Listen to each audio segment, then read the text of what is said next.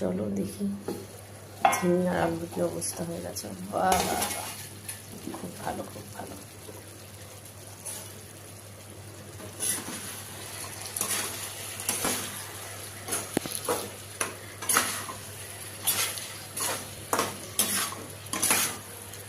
দেখো ঝিঙেও একদম লেতা পেতা হয়ে গেছে।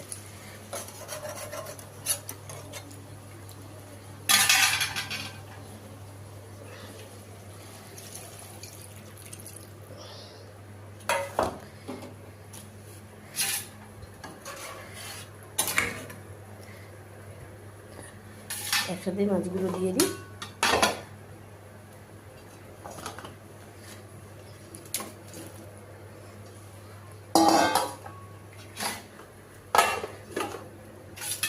এবার ঘরে গিয়ে ঘরের কাজকর্ম কিছু সারতে থাকি।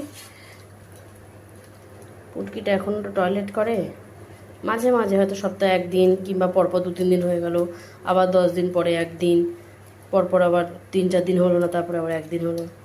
এই জন্য কাছাকাছি সব তুলেও ফেলতে পারছি না। বাহ, লবণ টবণ সবই দেখি একদম পারফেক্ট হয়ে গেছে। তাহলে ঝোলটাকে ফুটতে দাও, তারপর বন্ধ করে দেবো।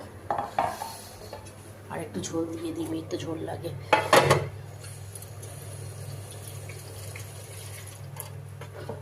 তাওয়াটা ভালো, এই কলটাতে দেখো ডিফেক্ট আছে।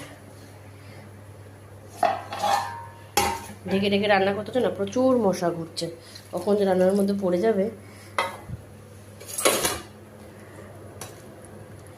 এতটা মাছের ইয়ে যদি একটু না ঝোল হয়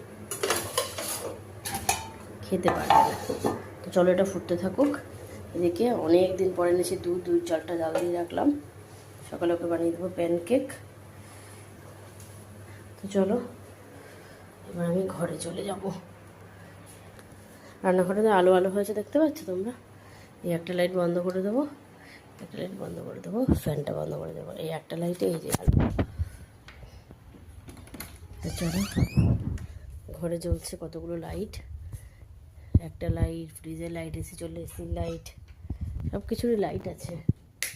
তো চলো বিছনাটাকে একটু ঠিকঠাক করে নেবো। গোপালদের শয়ন দিয়ে দিয়েছে, চাদরটা চেঞ্জ করব কালকে, আজকে আর হবে না। আমি এখন আর পারছি না, সব বই খাতাগুলো এখন গোছাতে হবে। এত পড়াশোনার পরে যদি বই খাতা আমি এখন আর গোছাইতে বলি, তাহলে তো আর লক্ষ্যে নেই। বই খাতা নিজেই গোছা। আমি বললাম যে আমি রান্না করছি, তাড়াতাড়ি সামনের ঘরে চলে যা, গিয়ে খেলতে চল।